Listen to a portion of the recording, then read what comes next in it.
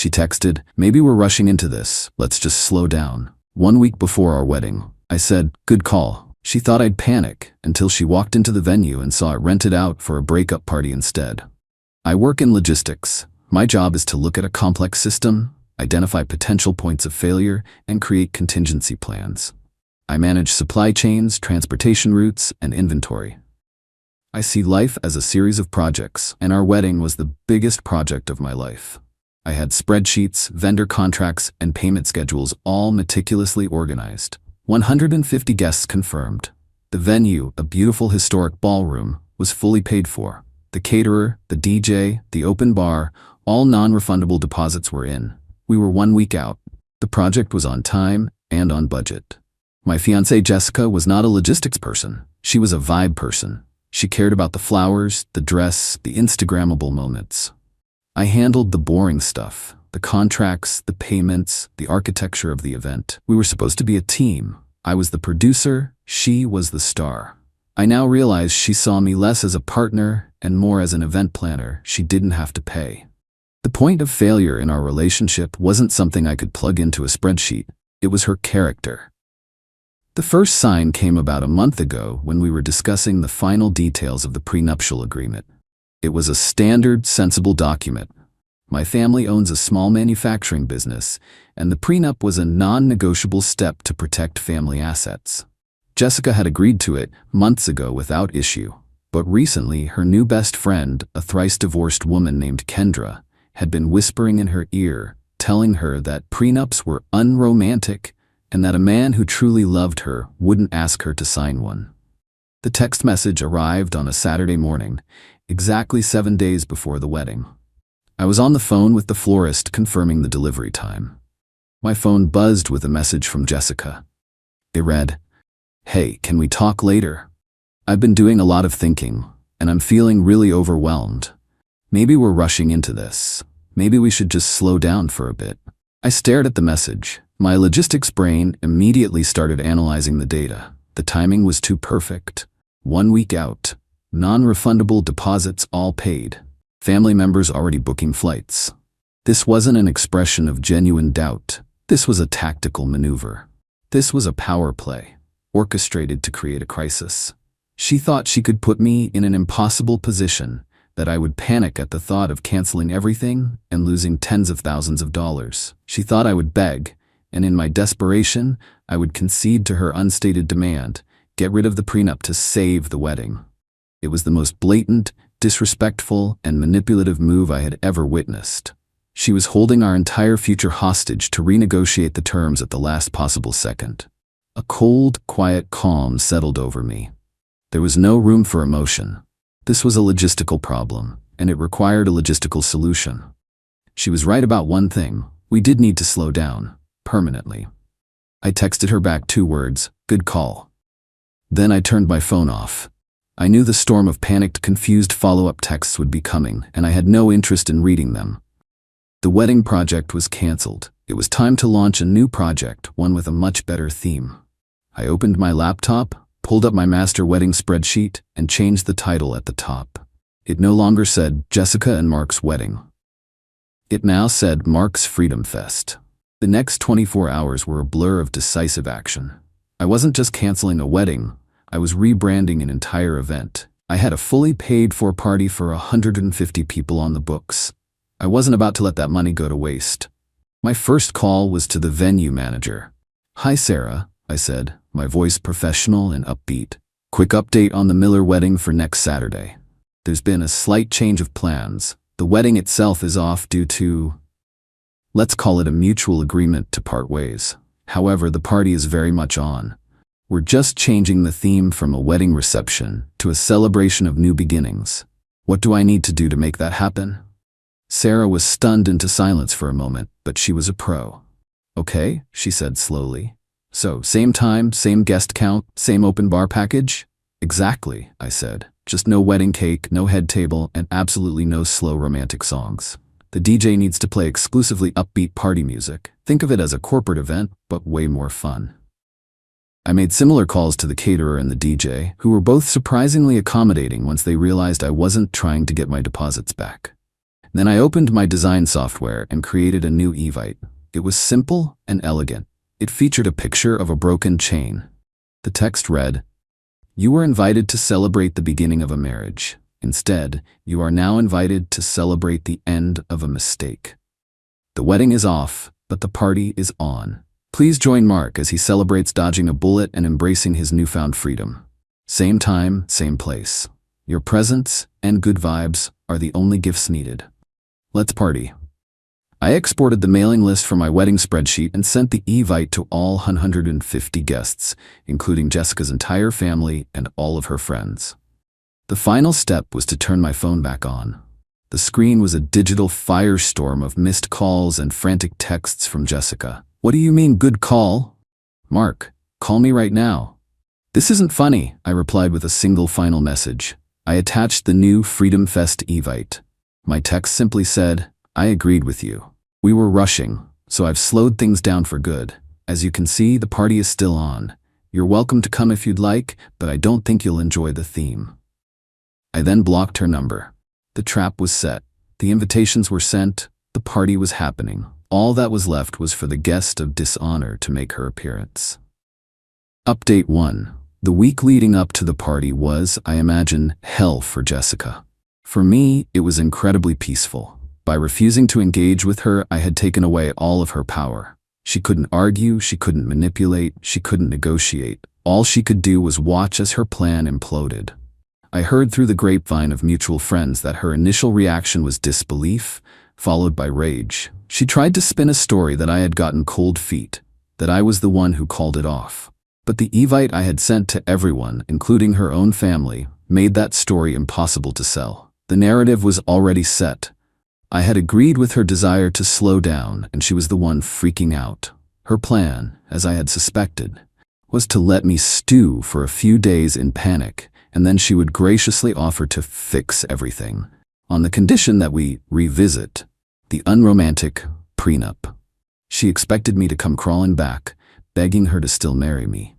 She had dramatically underestimated my logistical competence and my absolute intolerance for being played. The day of the party arrived. I spent the morning at the gym, then got a haircut. I felt calm, centered, and genuinely happy. I was about to host the most expensive and most meaningful party of my life. I put on a new suit, not my wedding tux, but a sharp, stylish blue one, and headed to the venue. The ballroom looked fantastic. The venue staff, who were all in on the story by now, had done an amazing job. The lighting was upbeat, the tables were arranged for mingling rather than a formal dinner, and the bar was fully stocked. The DJ was playing upbeat funk music. Instead of a wedding cake, we had a massive dessert bar with a chocolate fountain. At the entrance, where the gift table would have been, there was a sign that read, "No gifts, please. Your friendship is the only thing Mark needs as he starts his next chapter." Guests started arriving around 7 p.m. The initial vibe was a mix of confusion, curiosity, and morbid fascination. But I greeted everyone at the door with a smile and a handshake. I wasn't a man in mourning. I was a man who had just been liberated. My energy was infectious. After a few rounds from the open bar, the initial awkwardness melted away, and a real party started to break out. My friends were rallying around me, slapping me on the back, and telling me I had made the right call. Even some of my family members, after their initial shock, were coming up to me and saying, "We never trusted her. Good for you." The moment of truth came around 8:30 p.m. Jessica made her grand entrance. She wasn't wearing her wedding dress, but she was wearing a white, lacy cocktail dress, clearly chosen to evoke a bridal feel. She must have expected to walk into a room full of somber, confused guests, with me standing alone in a corner, heartbroken and regretful. She must have thought she could walk up to me, offer her forgiveness, and be the hero who saved the day. But that's not what she found. She walked into a loud, joyful, full-blown party. She saw me in the middle of the dance floor, laughing with my friends. She saw people doing shots at the bar. And then, she saw the 10-foot banner hanging over the DJ booth. It didn't say, "Congratulations, Jessica and Mark." It said, in big, bold letters, "Freedom Fest 2025. Her face, which had been arranged in a look of serene, condescending pity, crumpled. This was not in her script. She stormed through the crowd, her face a mask of fury, and grabbed my arm. "What is this?" she hissed, her voice trembling with rage. "What have you done?" The music seemed to quiet down as people around us started to notice the confrontation. This was the moment. I smiled at her, a calm, easy smile. "It's a party, Jessica," I said, my voice clear enough for those nearby to hear. "You said we should slow down." I listened. "This is what slowing down looks like. It looks like a great time, don't you think?" "You canceled our wedding and threw a party?" she shrieked. "I didn't cancel it. I rebranded it," I corrected her. "You tried to play a game with me, with my family, with our future. You thought you could hold me hostage a week before the wedding. I don't negotiate with emotional terrorists.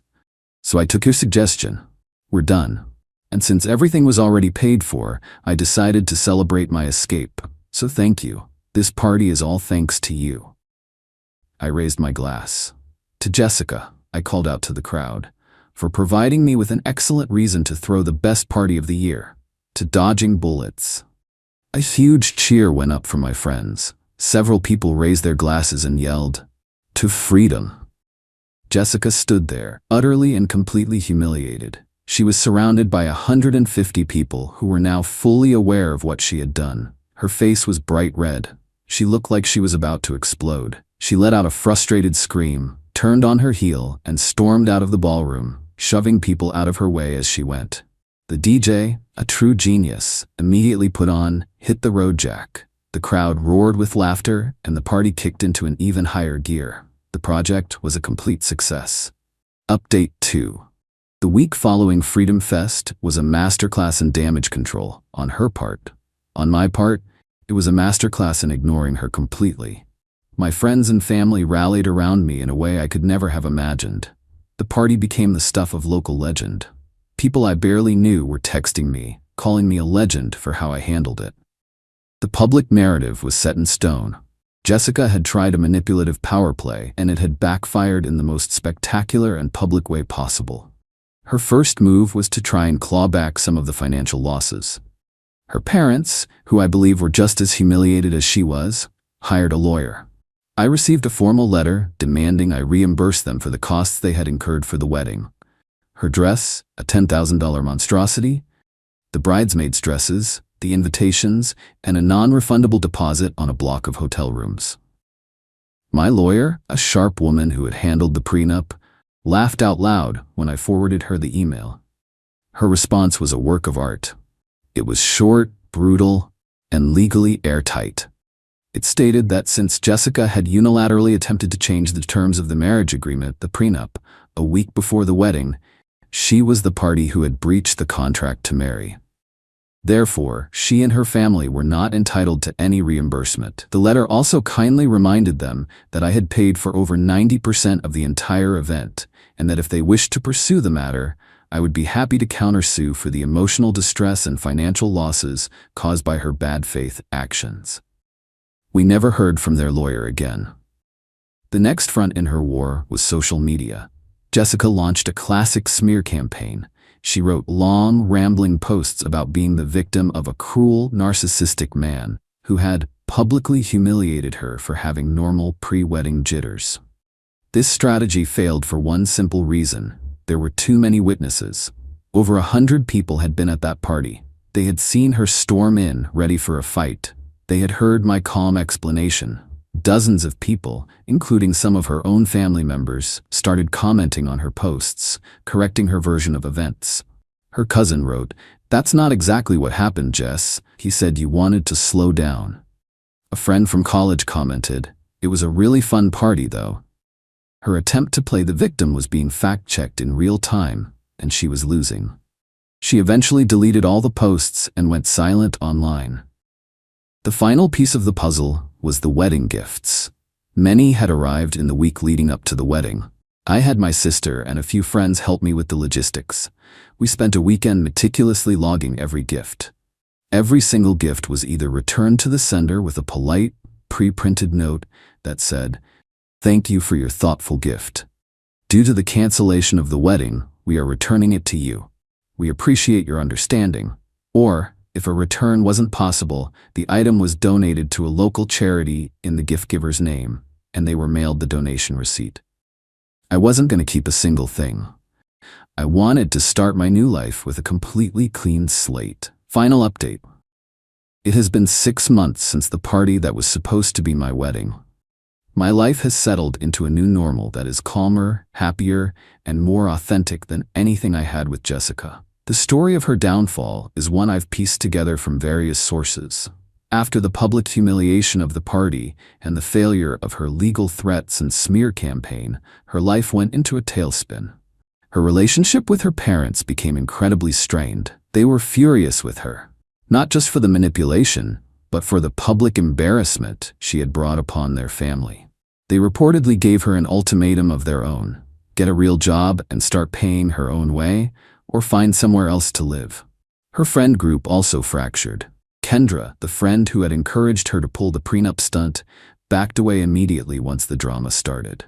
Her other friends, seeing how easily she had lied and manipulated, started keeping their distance. She was an island of her own making. I saw her once, a few weeks ago. I was in a grocery store. She looked smaller. The confident, entitled swagger was gone. She was just a regular person, looking tired and stressed. She saw me. Her eyes widened for a second, and she immediately turned and walked down another aisle. We didn't speak. We had nothing left to say. My revenge wasn't about hate. I don't hate Jessica. I just see her as a failed project, a case study in what not to look for in a partner. My revenge was logistical. It was about taking a situation designed to make me feel powerless and using my skills to seize absolute control of the narrative and the outcome. She tried to corner me, so I rebuilt the entire room around her and then walked out the door, leaving her trapped inside. The Freedom Fest was a statement. It told her and the world that I would not be manipulated. It showed that my life was not dependent on her. The greatest satisfaction didn't come from her humiliation, but from my own liberation. I took the money that was meant to celebrate the beginning of a lie and used it to celebrate the beginning of my own truth.